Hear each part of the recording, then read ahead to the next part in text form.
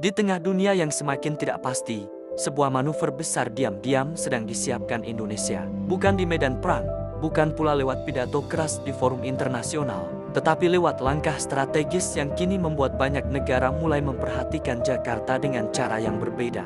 Di balik agenda diplomasi yang terlihat formal, tersimpan satu isu besar yang mulai mengguncang kalkulasi pertahanan Asia Tenggara. Kemungkinan Indonesia menambah pembelian jet tempur Rafale dari Prancis. Jika tambahan 18 unit benar-benar disetujui, maka total armada Rafale Indonesia akan mencapai 60 unit. Dan inilah titik di mana dunia mulai sadar Indonesia bukan lagi sekadar kekuatan regional biasa. Indonesia sedang membangun fondasi kekuatan udara terbesar dan paling modern dalam sejarahnya. Ini bukan pembelian biasa, ini adalah perubahan paradigma. Saat kontrak awal 42 unit Rafale diumumkan beberapa tahun lalu, banyak analis pertahanan menganggap langkah itu sudah sangat agresif, sebab harga Rafale bukan murah. Biaya operasionalnya juga tinggi. Namun kini, ketika opsi penambahan 18 unit kembali mencuat, muncul satu pertanyaan besar. Apa sebenarnya strategi jangka panjang Indonesia? Jawabannya perlahan mulai terlihat. Indonesia tampaknya sedang membangun efek deteren atau daya gentar baru di kawasan Indo-Pasifik. Dalam dunia modern, perang tidak selalu dimulai dengan peluru. Kadang perang dicegah justru karena lawan tahu bahwa biaya menyerang akan terlalu mahal. Dan Rafale adalah simbol dari pesan itu. Jet tempur buatan Prancis ini bukan pesawat biasa. Rafale merupakan jet tempur generasi 4,5 yang dirancang untuk multi-role combat. Artinya satu pesawat bisa menjalankan berbagai misi sekaligus: superioritas udara, serangan darat, anti kapal, hingga peperangan elektronik. Teknologi yang dibawa Rafale juga sangat mematikan. Radar ISA mampu melacak banyak target secara bersamaan dengan akurasi tinggi. Sistem Electronic Warfare Spectra membuat Rafale sangat sulit dideteksi radar musuh.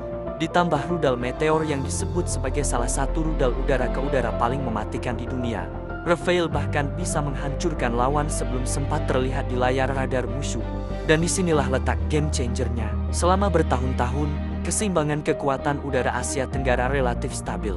Singapura unggul dalam teknologi dengan F-15SG dan F-35. Malaysia mengandalkan Su-30 MKM. Vietnam memiliki armada Sukhoi. Thailand memiliki Gripen.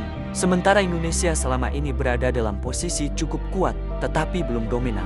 Namun jika Indonesia benar-benar mengoperasikan 60 Rafale, maka peta kekuatan itu berubah total. Indonesia bukan hanya memiliki jumlah besar, tetapi juga kemampuan proyeksi kekuatan yang jauh lebih luas. Dengan wilayah yang membentang ribuan kilometer dari Sabang hingga Merauke, Indonesia membutuhkan armada yang bisa bergerak cepat dan beroperasi di banyak front sekaligus. 60 Rafale berarti Indonesia berpotensi membentuk beberapa skuadron elite yang aktif secara bersamaan di Natuna, Kalimantan, Sulawesi, hingga Papua. Artinya apa? Artinya Indonesia mulai membangun kemampuan air dominance regional. Dan ini sangat penting dalam konteks geopolitik modern, karena saat ketegangan Laut China Selatan terus meningkat, jalur perdagangan global makin rawan, dan rivalitas Amerika Serikat dengan China semakin tajam, posisi Indonesia menjadi sangat strategis. Indonesia menguasai jalur laut vital dunia, Selat Malaka, Laut Natuna Utara, hingga ALK Indonesia adalah urat nadi perdagangan internasional. Jika stabilitas kawasan terganggu, dampaknya bukan hanya regional, tetapi global. Karena itu, kekuatan udara kini menjadi elemen vital. Prancis sendiri tampaknya memahami hal ini. Paris melihat Indonesia bukan sekadar pembeli senjata, tetapi partner strategis utama di Indo-Pasifik. Dalam beberapa tahun terakhir, Prancis memang aktif memperluas pengaruh militernya di kawasan Asia untuk menyeimbangkan dominasi Amerika dan China.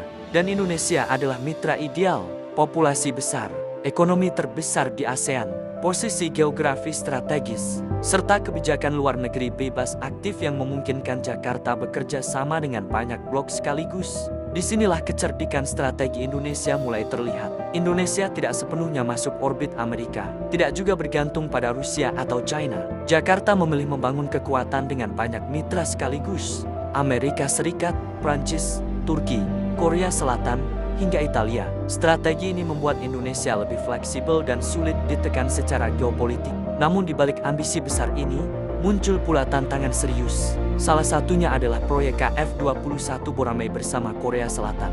Banyak analis mulai mempertanyakan arah kebijakan pertahanan Indonesia. Apakah Rafael akan menjadi tulang punggung utama? Apakah proyek KF-21 masih prioritas? Atau Indonesia sedang membangun strategi dua lapis? Solusi cepat lewat Rafael sambil menunggu transfer teknologi jangka panjang dari KF-21. Jawabannya kemungkinan ada di tengah-tengah. Rafael memberi Indonesia kemampuan tempur instan yang siap digunakan dalam waktu dekat. Sementara KF-21 adalah investasi masa depan untuk membangun kemandirian industri pertahanan nasional. Dan jika kedua proyek ini berjalan bersamaan, Indonesia bisa mendapatkan kombinasi yang sangat berbahaya. Kekuatan tempur modern sekaligus fondasi industri militer domestik. Tetapi tentu saja, langkah ini tidak lepas dari kritik. Nilai pembelian Rafael mencapai miliaran dolar.